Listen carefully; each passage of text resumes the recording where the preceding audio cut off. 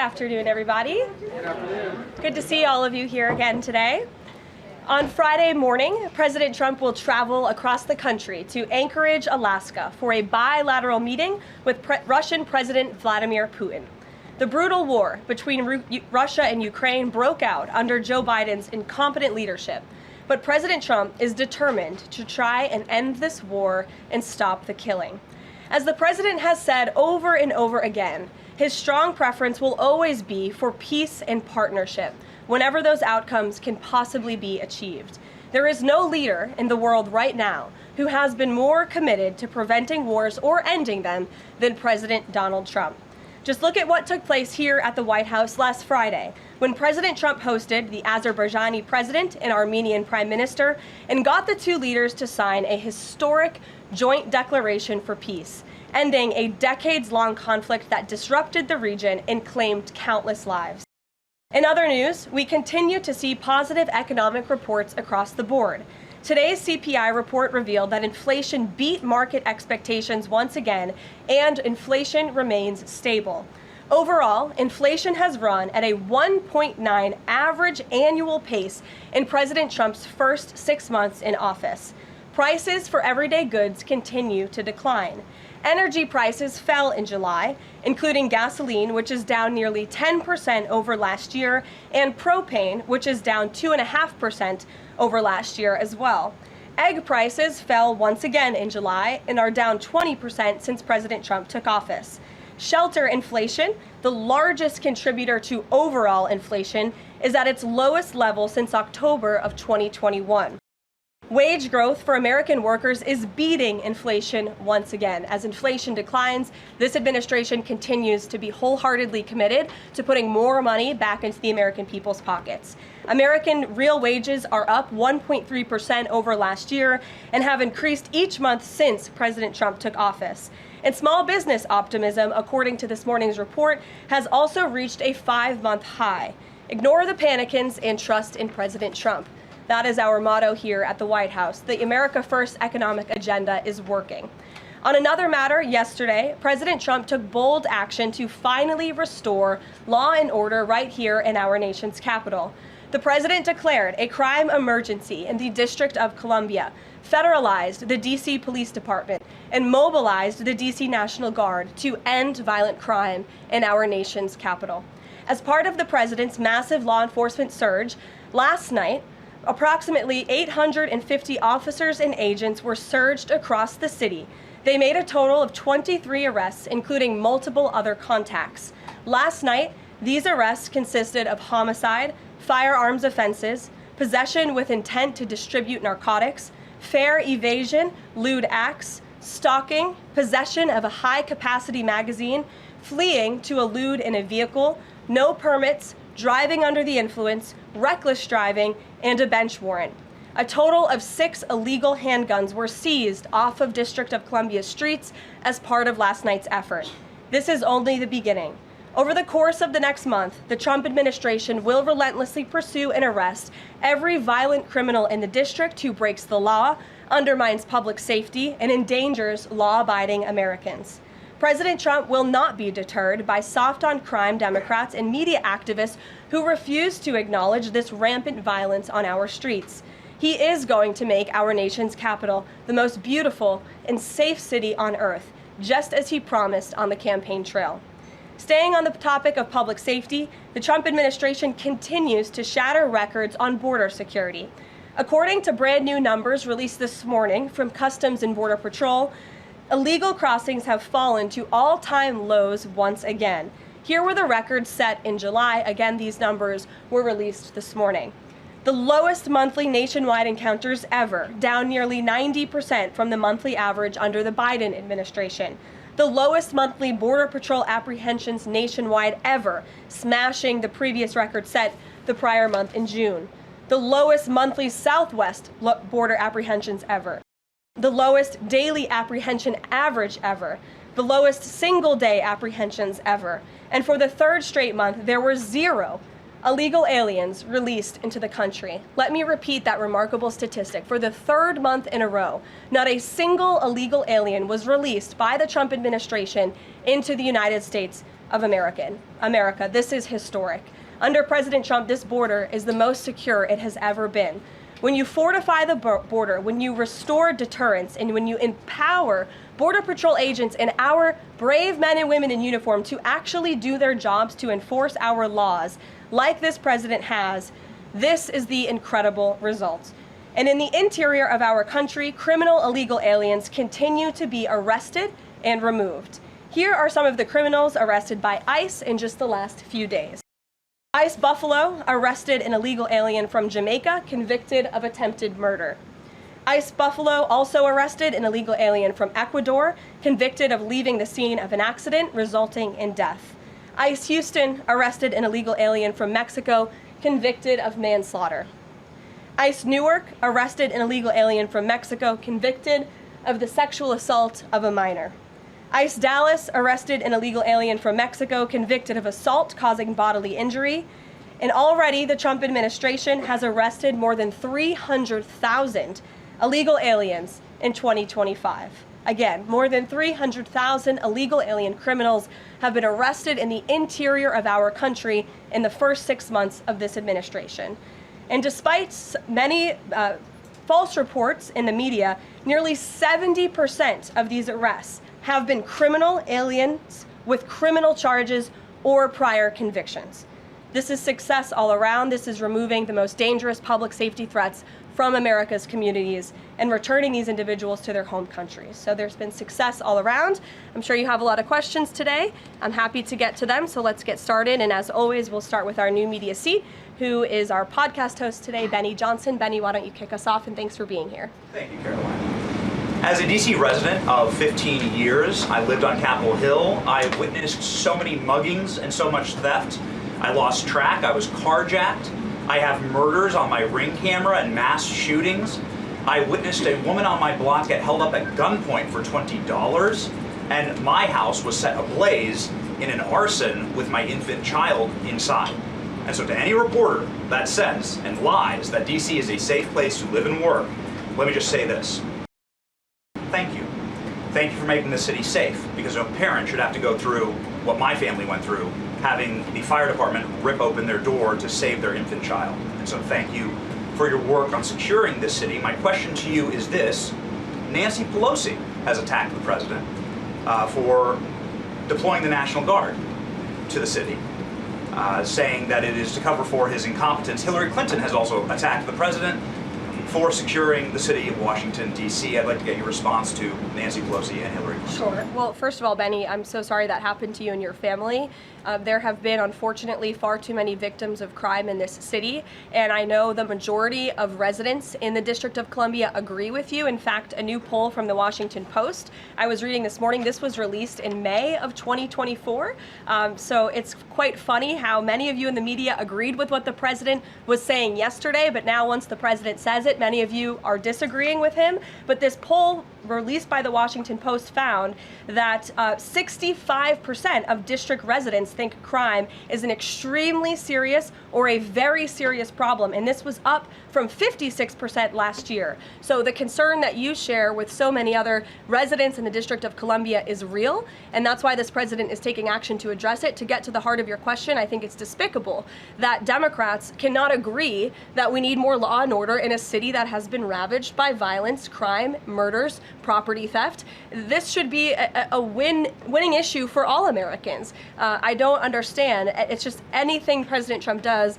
the Democrats want to disagree with. I think the president would love to work with Democrats on this issue to bring law and order to America's cities, but unfortunately they have failed, and that's why he's taken this historic action to federalize the National Guard. And as you're seeing from last night's numbers, we already have seen success. We are removing violent offenders, we are arresting criminals, and we are removing drugs and firearms off of the streets of the city to make it safer for all of its residents. Just a very quick follow-up to that. Given the heroic actions of a member of this administration just a few blocks from this building, will the president consider giving the Presidential Medal of Freedom to Big Balls? I haven't spoken to him about that, but perhaps it's something he would consider. I'll ask him and get back to you, Benny. Thanks for being here. Gabe. Thank you, Caroline. Regarding the Putin and President Trump summit on Friday, Why not invite Ukrainian President Zelensky to that summit? I know the president said yesterday that he planned to speak with him right after the summit and even before. But why not invite Zelensky, and whose decision was it to not invite him? Was it the president or was it President Putin? Well, this meeting came about because the president of Russia asked the president of the United States to meet through his special envoy, Steve Witkoff, who, as you all know, traveled to Russia to have a conversation with Putin at his request. And so the president is agreeing to this meeting at the request of President Putin. And the goal of this meeting for the president is to walk away with a better understanding of how we can end this war. And the president said at this podium yesterday when he joined all of you in the room that he hopes in the future there can be a trilateral meeting with these three leaders to finally bring this conflict to an end. But this administration has really used every lever, has taken every measure to achieve peace through a diplomatic solution. And I think the president of the United States getting in the room with the president of Russia, sitting face to face rather than speaking over the telephone, will give this president the best indication of how to end this war and where this is headed. And another question on something that happened yesterday, but I wanted to get the White House response. A judge ruled that the grand jury transcripts in Ghislaine Maxwell's case should not be released. What's the White House's response to that? And do you plan to appeal? And what do you tell President Trump's supporters who want that information released? We think that decision is unfortunate. Of course, we moved to unseal that information because the president has said he wants to see credible evidence released. As for the appeal process, I would defer you to the Department of Justice for that. Rachel. Thanks so much, Caroline. We are learning that President Trump spoke with Ukrainian President Zelensky. I was curious if you can share any more details about their call, and did Zelensky give President Trump any red lines, any non-starters ahead of this summit on Friday? Look, I don't want to reveal the private conversations between the president and President Zelensky, but what I can tell you is that the president has deep respect for all parties that are involved in this conflict and are trying to bring this conflict to an end. After Special Envoy Witkoff returned from his meeting with President Putin in Russia, his first phone call was to President Trump. And President Trump's first phone call was to President Zelensky and to our friends in Europe to keep everybody in the loop about where the United States can see moving the ball forward to end this conflict. And so we continue to be very much engaged with President Zelensky and the Ukrainians, but also our allies in Europe as well. And then just one more for you. How does the president measure success coming out of this meeting? The president at times has suggested that Putin might be tapping him along. Is he prepared to walk out of this meeting if he senses that Putin is not serious about ending this war? I think I just answered that question for you and what the goal and the expectation of the meeting is. And I won't jump ahead of any hypotheticals, and I'll leave it to the president to speak to all of you after the meeting, which I'm very confident he will. Steve. Is he optimistic that a deal will emerge from this meeting, or is he simply going to listen? I think this is a listening exercise for the president. Look, only one party that's involved in this war is going to be present. And so this is for the president to go and to get, again, a more firm and better understanding of how we can hopefully bring this war to an end. Caroline, how did you settle on Alaska as the site for this? So there were some other sites being discussed. Is this like it was a midpoint between the two leaders? There were many sites discussed, but of course Alaska is a state within the United States of America, so the president is very honored and looks forward to hosting President Putin on American soil. Is there a joint news conference plan, or will the president have a solo one? What sort of scheduling stuff? Yeah, the mechanics and the scheduling, Steve, are still being ironed out. For Friday, we're working with our Russian counterparts to put those plans into action, and of course we'll keep you all apprised on the logistical details of Friday as soon as we get them. Charlie? The president said at the podium yesterday twice that he was planning to go to Russia. Was that a verbal slip-up, or does he actually plan to go to Russia? Perhaps there are plans in the future to travel to Russia, and on Friday the president will be meeting with the Russian President Vladimir Putin in Alaska, as you know. Phil? Last week, the president said the CEO of Intel was highly conflicted, seeming to cite his past investment with Chinese companies that were doing business with the Chinese military. Yesterday, he called his meeting with that CEO a success. So what can you tell us about what the Intel CEO said to President Trump that changed his mind? The president put out a statement that you cited, Phil. I will leave it at that. He shared his thoughts on that meeting and how it went, and for any further comment on that, I'll leave it to him to make. Will the Bureau of Labor Statistics continue to put out monthly jobs reports? Well, look, what I'll tell you about the Bureau of Labor Statistics, I believe that is the plan and that's the hope, and that these monthly reports will be data that the American people can trust. As you know, the Bureau of Labor Statistics has made massive revisions after the last several reports that they have put out. And there has certainly been a decline in the quality and the reliability of data coming from the Bureau of Labor Statistics, and there's been an increase in revisions. And this president and the administration is finally tackling this problem that so many have talked about, and the president is actually doing something about it. We need to restore new leadership that we can trust. As you know, the president has appointed someone new to take over the BLS, and so we need to look at the means and the methods of how the United States is acquiring this very important data, and all of that is going to be done, and the goal, of course, is to provide honest and good data for the American people to make very important economic decisions on. Thank you, Michael. Thank you, Caroline. 2 questions, if I may. The president has talked about land swaps between Russia and Ukraine. Vladimir Putin says he wants Russia to hold on to Russian-occupied territory in eastern Ukraine. Is the White House at all concerned about the messaging that potentially giving over or allowing for Russia to maintain its occupied territory in eastern Ukraine, what that might say to other U.S. adversaries like China? Look, right now, the President of the United States has done more to end this war than his predecessor, Joe Biden, who allowed this war to take place. This war, don't forget, happened at the result of the weakness and the incompetence of the previous administration. And so the president inherited this conflict, and he is determined to end it. And it's a very complex and complicated situation. As for the details of the plans that have been kind of tossed back and forth, I won't get into those, and I will let the President of the United States discuss those plans with the President of Russia, with our European allies, and the President of Ukraine, Zelensky himself as well. Sure, go ahead, in the green. Thank you, Caroline. As far as the policing and security operations in You DC, speak up. is there a timeline? Do we know what success looks like? And is it going to last longer than 30 days? And also, is there going to be an immigration enforcement aspect to this? So can you speak up a little bit? The air conditioning is bumping in here for all of you today after yesterday's heater, so we've got to stock up. You're welcome. Go ahead. Is there a timeline for the security operations here in DC? And also, is there going to be an immigration component to this? And what would that look like? Look, if law enforcement officers encounter a criminal in this city, and they are an illegal alien, of course the appropriate measures to detain and deport that individual will be taken, as they should. No city should be a sanctuary for anyone other than law-abiding American citizens, and that has been the position of this administration since day one. As for the timing, we will reevaluate and reassess and make further decisions after this 30-day period is up. But within these 30 days, our entire focus is making sure that this is the most efficient operation possible, and that we are removing as many criminals from the streets, and we are cleaning up DC as best as we can, and working with the Metropolitan Police Department to do that. I know the mayor just spoke several minutes ago. I was watching her on television, and she said that an increase in law enforcement officers on the streets will be helpful to deter crime in this city, and we look forward to working with these brave men and women of the Metropolitan Police Department to remove criminals off of our streets and to keep law-abiding citizens in the district safe.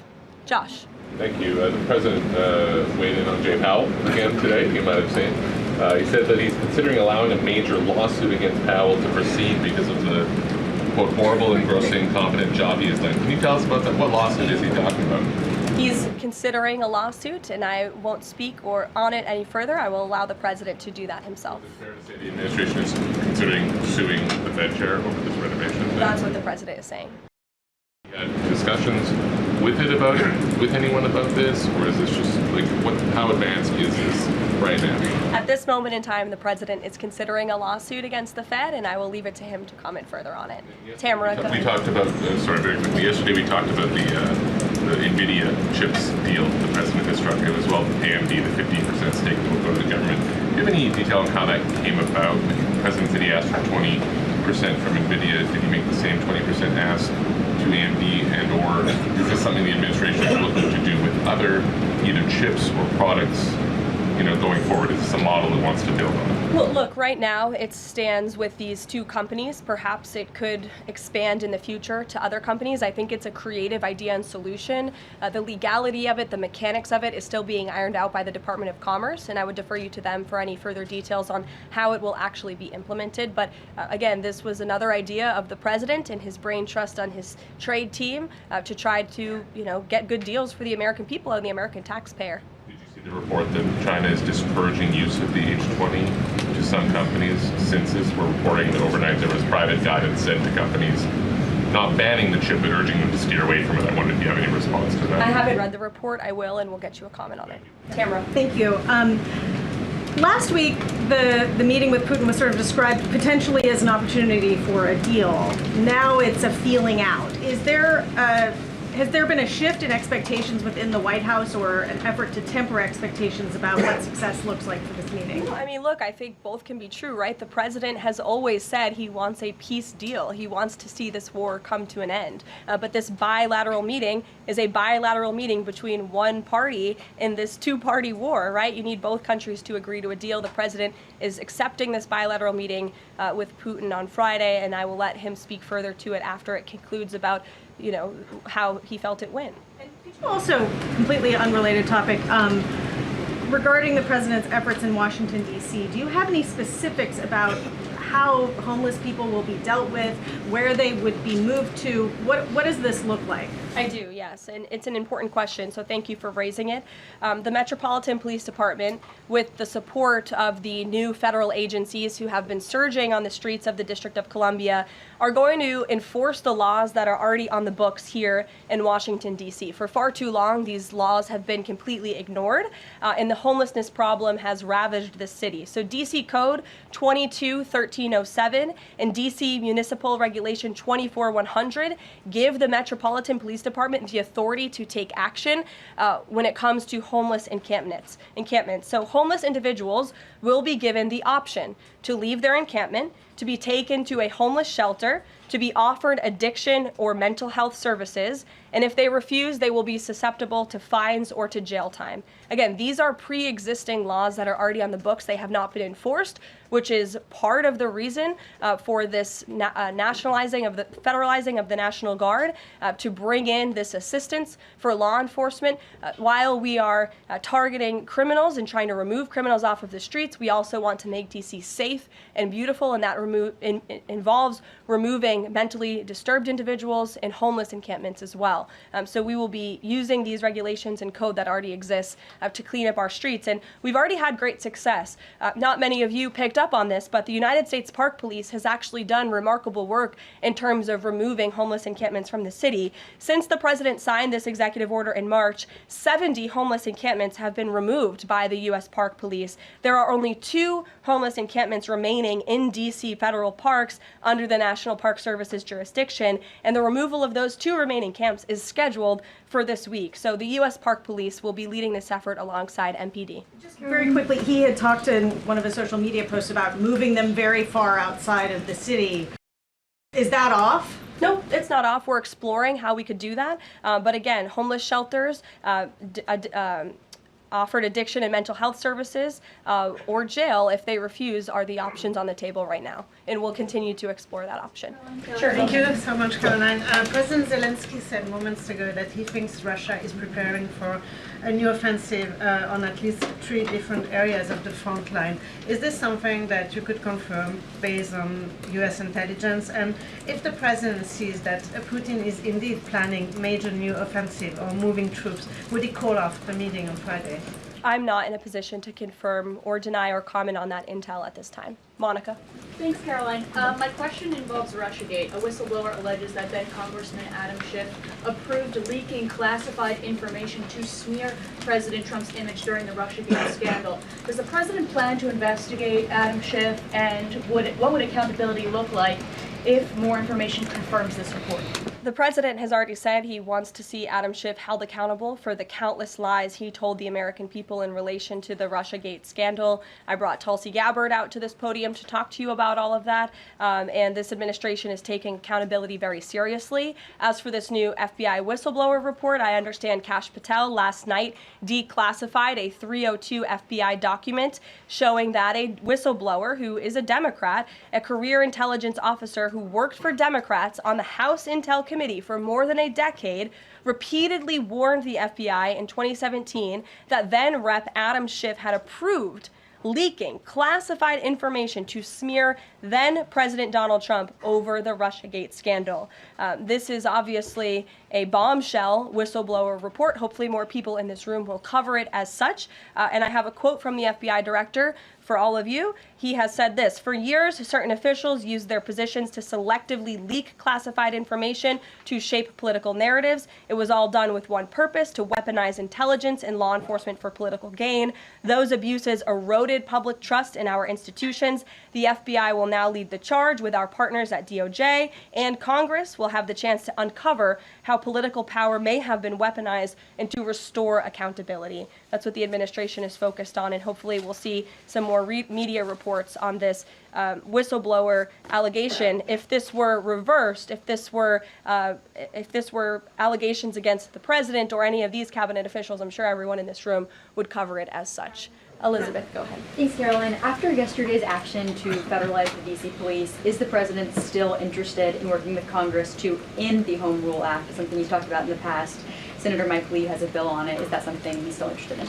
The president is very much still interested in working with Congress to address many of the issues that have plagued Washington, D.C., such as the cashless bail policy, which has been a complete disaster for the city. Juvenile delinquency is another major problem in the city that Congress can address. So I know Congress is on recess right now. When they get back to work to Washington, this president looks forward to having these conversations with our friends on Capitol Hill so we can work with them to make D.C. safe and beautiful again. And again, we encourage Democrats to join us in this effort. Perhaps their approval ratings would move up a little bit if they did. I saw a new poll today. Democrat approval rating is at an all-time low, 32%. If they could just stand by the basic notion of law and order, perhaps they would see that tick up a bit, and we welcome them to do that. Dasha. Thanks, Caroline. President Trump yesterday at this podium indicated this, so has NATO Secretary General Mark Rutte, that in order for peace to happen, it is very likely that Ukraine will have to cede some land to Russia. Zelensky has repeatedly said no land for peace. That's not going to happen. Has this administration communicated to Zelensky that he's going to have to change that position? Look, I appreciate you're asking that question in a different way than your colleague Michael in the back. I don't want to get into the details of these negotiations and these discussions that have taken place out of respect for where we are right now, and I'll let the president speak on it further if he wishes to. More about Israel. Sure. I know the president has had a call with Prime Minister Netanyahu recently. Netanyahu is planning to seize the remainder of Gaza City. What is the administration's position on this move by Israel's government? Look, this is an incredibly complex and complicated war that, again, was inherited by this president, by his predecessor, Joe Biden. October 7th was one of the worst days in history. We saw innocent people slaughtered, murdered, kidnapped by Hamas terrorists. This administration has taken extensive time and effort and resources since Inauguration Day in January to end this conflict. We have given many flexible arrangements backed by Israel to Hamas, and unfortunately, Hamas has never agreed. Looking ahead, I will let the president speak on where he sees this going, but this is, of course, an incredibly complex and complicated situation. The administration has made our goal clear. We want to see this conflict end. We want to see the hostages released, and we've tried. The president and his national security team have given extensive effort and time to doing that. With how Israel has used those resources and the assistance that you've provided? Look, I'll let the president speak on the further actions that Israel may or may not be taking. Good to see you. Good to see you as well, Caroline. Thank you.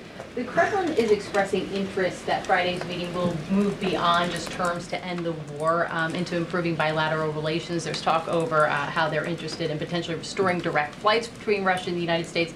Is President Trump open to those kind of peripheral conversations, or is this directly focused on ending the war in Ukraine? I think this conversation on Friday is focused on ending the war in Ukraine as far as the president's perspective goes.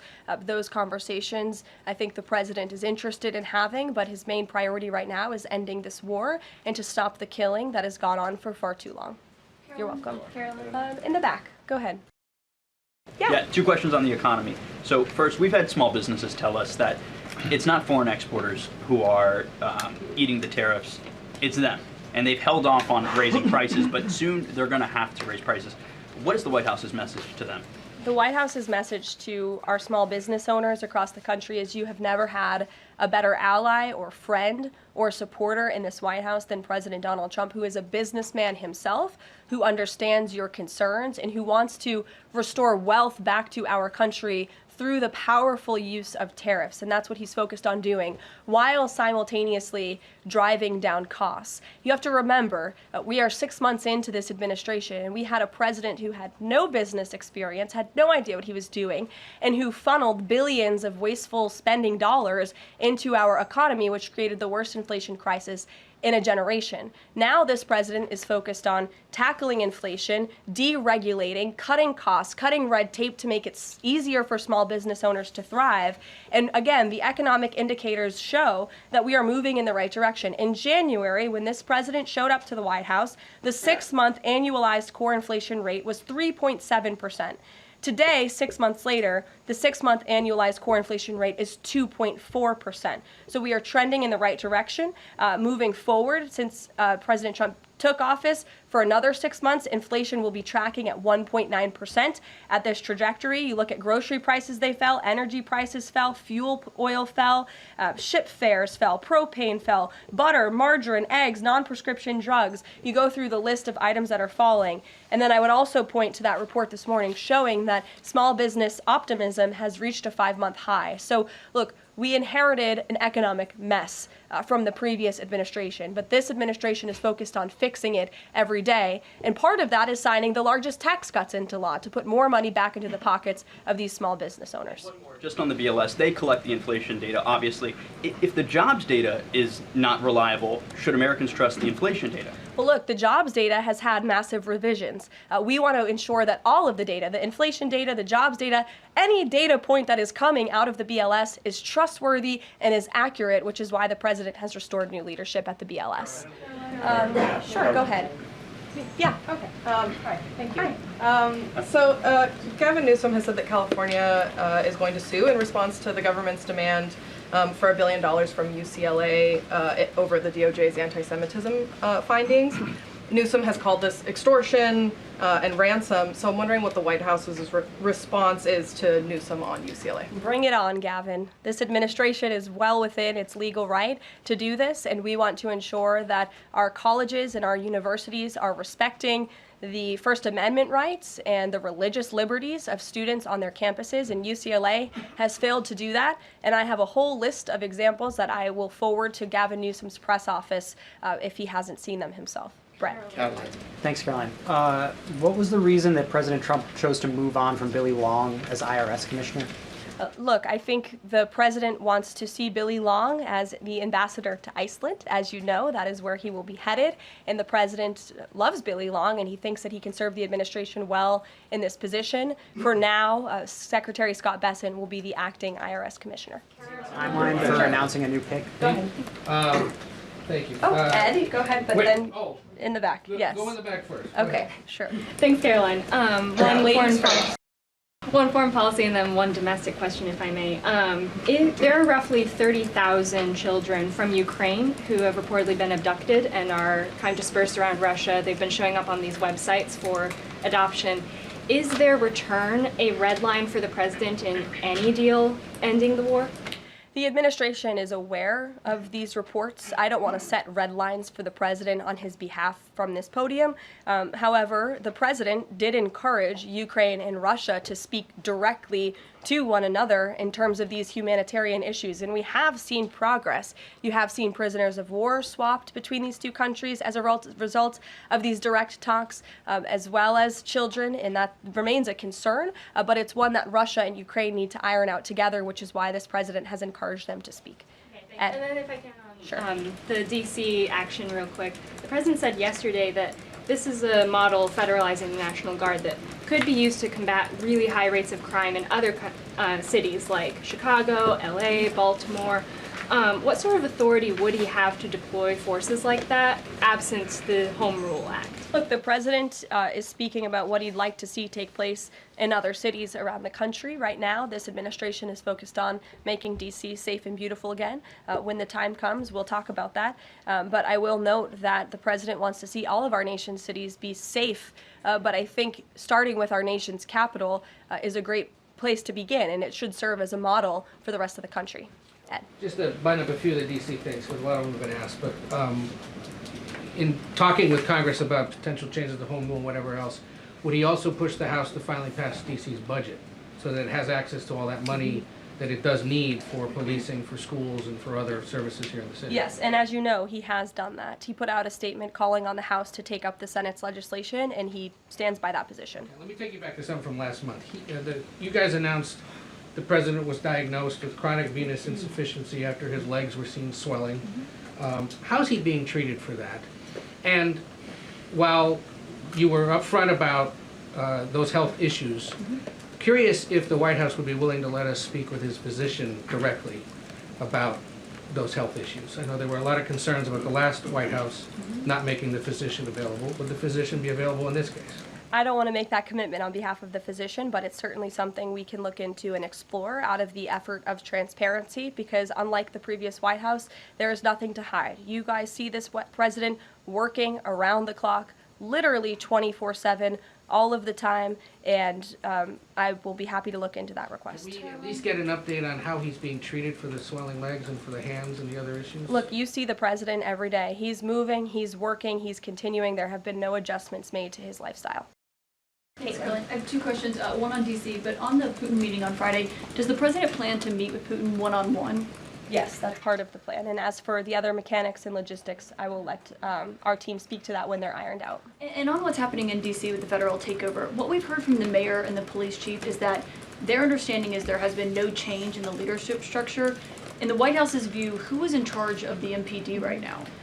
If you read the executive order, it will tell you the leadership structure is as follows. We plan to work with the Metropolitan Police Department, but ultimately the chain of command is as such. The President of the United States, the Attorney General of the United States, our DEA Administrator, Terry Cole, who is now serving ahead of the Chief of the Metropolitan Police Department. They will be working together. Nope, Terry Cole, as you heard from this briefing room yesterday, is in charge of the Metropolitan Police Department, and he's working with the chief to ensure that law enforcement officers are allowed to do their jobs in this city. Caroline? Yeah, thanks, Caroline. I know you said earlier the hope is to maintain monthly job reports, but the president's new nominee for BLS Commissioner E.J. Antoni recently told Fox Business that the BLS should suspend issuing monthly job reports and only issue quarterly reports until the jobs data methodology is corrected.